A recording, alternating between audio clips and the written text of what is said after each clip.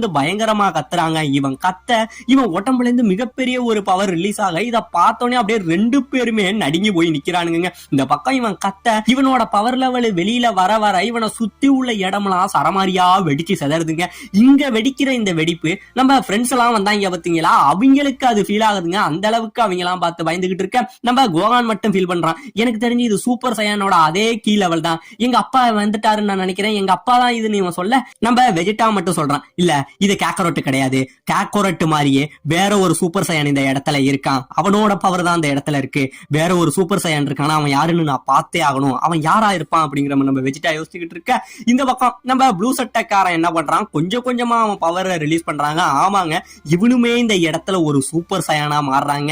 இவன் இந்த இடத்துல மாற இதை பார்த்தோன்னே நம்ம ஃப்ரீசா பயங்கரமா நடுங்கிக்கிட்டு நிக்க, இவனோட கண்ணை பார்த்தோன்னே நம்ம ஃப்ரீசாவுக்கு நம்மளோட கோகு இருக்கான் பாத்தீங்களா, அவனோட ஞாபகம் வருதுங்க. இதுக்கு முன்னாடி பிளானட் நாமக்ல நம்ம கோகு சூப்பர் சையானா